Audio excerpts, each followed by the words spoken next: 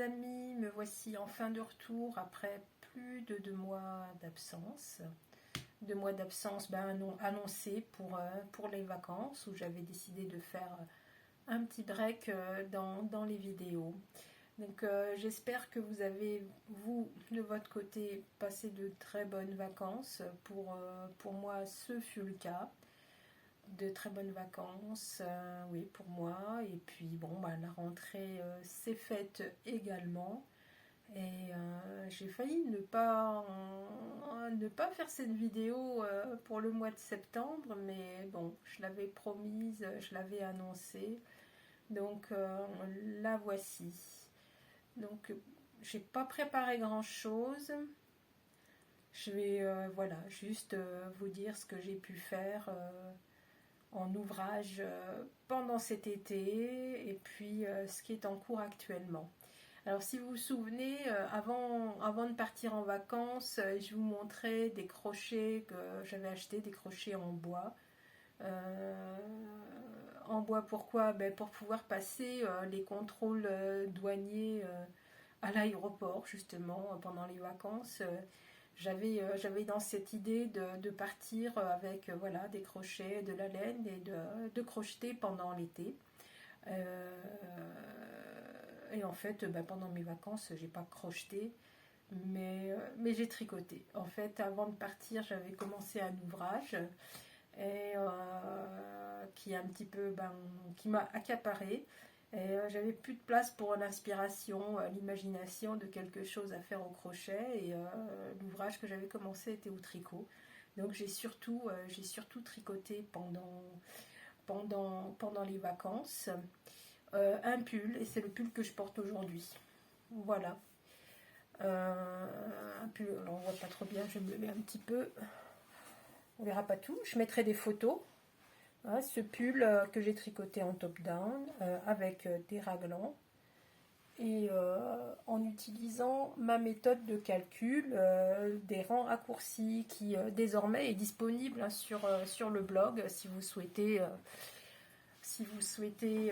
utiliser cette méthode pour concevoir, hein, en tout cas débuter des ouvrages en top-down avec un calcul d'encolure sur mesure, avec des rangs raccourcis hein, permettant d'avoir une profondeur plus importante au devant qu'au dos. Donc ça, c'est l'ouvrage que j'ai commencé un petit peu avant les vacances, que j'ai poursuivi un peu dans l'avion, un peu dans les temps de sieste, quand nous étions sur notre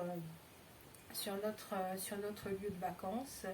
Et puis je l'ai eu et terminé bien au retour, quoi. Ça s'est poursuivi. Je l'ai fini, hein, je sais plus quand. Il n'y a pas très longtemps en fait. Il n'y a pas très longtemps que je l'ai terminé. Voilà, et puis actuellement, ce que je crochette, parce que voilà, je me suis dit quand même, j'avais dit que je crochetterais, donc je me suis dit après ce pull-là, je prends le crochet. Alors l'idée m'est venue de crocheter un gilet. Et j'ai décidé d'utiliser la laine à chaussettes que j'avais achetée il y a quelques temps. Je vous l'avais montré un moment dans une vidéo, je ne sais plus laquelle, je vous présentais mes nouvelles acquisitions pelote de laine et il y avait cette fameuse laine à chaussettes que j'ai utilisée pour commencer un gilet au crochet. Donc ce sera en plusieurs morceaux. Je vous montre le premier que j'ai fait. Alors c'est une large bande que j'ai crocheté en fait voilà, dans ce sens-là plutôt, mais qui viendra faire le bas d'un gilet, le dos et les deux demi-devants si on le plie comme ça. Attendez voir, je vous montre. Voilà, comme ça, le dos et les deux demi-devants. Il faudrait que je me le passe sur moi, comme ça. Voilà, ça ce sera dans le bas du gilet, comme ça. Voilà, donc cette bande là, elle est terminée. Donc ça ferme pas tout hein, parce qu'il va y avoir la bordure, hein, c'est exprès. Donc ça c'est le bas du gilet. Et ensuite, là, j'ai commencé pour faire la partie, voilà, un demi-gilet sur le côté. Donc, pour faire cette partie sur le côté, je me suis dit que j'allais faire une pièce hexagonale en granit, le point granit. Alors, c'est la même technique que le granit square, hein, le carré de grand-mère, mais sauf qu'on fait un hexagone. Voilà, un hexagone. Euh, et quand on le replie, voilà, ça prend cette forme-là. Donc là, pour l'instant, c'est tout petit, mais au fur et à mesure des tours, ça va être de plus en plus grand. Hein, et là, ben, vous voyez bien à l'écran, hein, ça prend la forme d'un demi-gilet. Donc voilà, j'en ferai 2 comme ça. Et une fois que ce sera fait, je verrai à peu près, je verrai comment ça s'assemble et quel point de bordure je fais pour le décor. Donc voilà, bien sûr, hein, comme à mon habitude, hein, je fais au fil de mes envies, de mon imagination. Donc il n'y a pas de modèle, mais quand j'aurai terminé, si ça me plaît, j'écrirai les explications et ce sera disponible sur mon blog, sur mon blog, sur mon blog. Voilà. Donc voilà, ça c'est ce qui est en cours. Et oui, excusez-moi pour le blanc, j'ai perdu complètement le fil des idées de mes mots. Je voulais vous parler un petit peu d'une rencontre que j'ai faite dans le train. Hein, voilà, parce que depuis que je tricote dans le train, ben, je m'aperçois que ben, régulièrement je croise d'autres personnes qui, elles aussi, emmènent leur ouvrage dans le train. Alors, ben, on ne se parle pas toujours. Je pense que on se voit, on s'aperçoit. Moi, ça me fait toujours un petit chaud au cœur de me dire je suis pas toute seule. Ben, j'espère que pour ces personnes-là, ça leur fait également plaisir de croiser d'autres individus qui partagent cette même passion et qui osent, voilà, se crocheter, tricoter en public, en présence.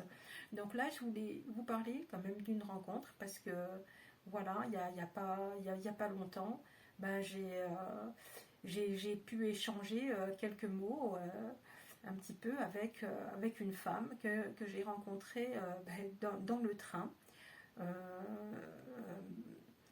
donc le train était très très très rempli. Je m'étais installée dans un endroit du wagon vis-à-vis, hein, 4 sièges où on est à 4, 2 à 2 face à face.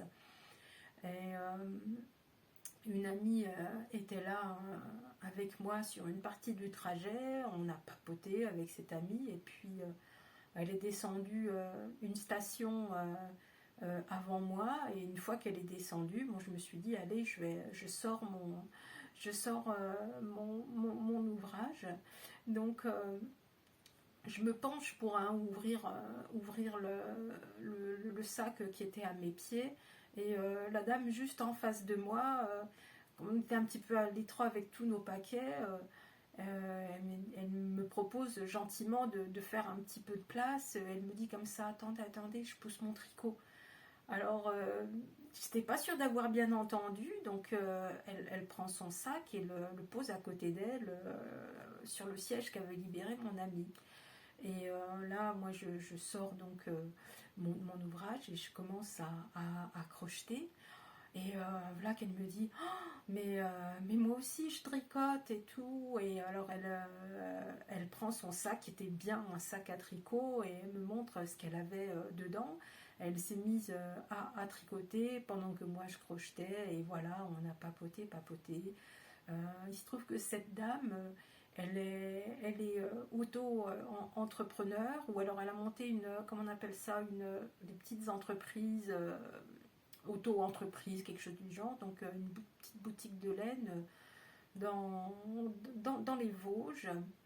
Et pendant qu'on causait, j'ai pas eu la présence d'esprit de lui demander le nom de la boutique ou quoi. Le trajet en train c'est terminé. On est descendu en gare de Nancy. Et je savais, elle m'avait simplement dit que sa boutique était à Raon-l'Étape. Raon-l'Étape, et donc je suis parvenue à retrouver, grâce à Facebook, une page Facebook qu'elle a, et donc sa boutique s'appelle Les Tricots de Kat. J'ai pu parcourir les publications qu'elle faisait. Elle tricote vraiment de très jolies choses. Voilà, donc je voulais vous parler, hein, voilà, de cette rencontre agréable faite dans le train, et puis et au passage faire un petit clin d'œil, peut-être un petit peu de pub. Je sais qu'on n'est pas nombreux sur la chaîne, mais bon, sait-on jamais, les tricots de Kat. Voilà. Donc voilà, pour aujourd'hui, ce sera tout, hein. Ce sont les dernières nouvelles du tricot-train. Je vous embrasse tous, et je vous dis au mois prochain. Salut, salut, salut!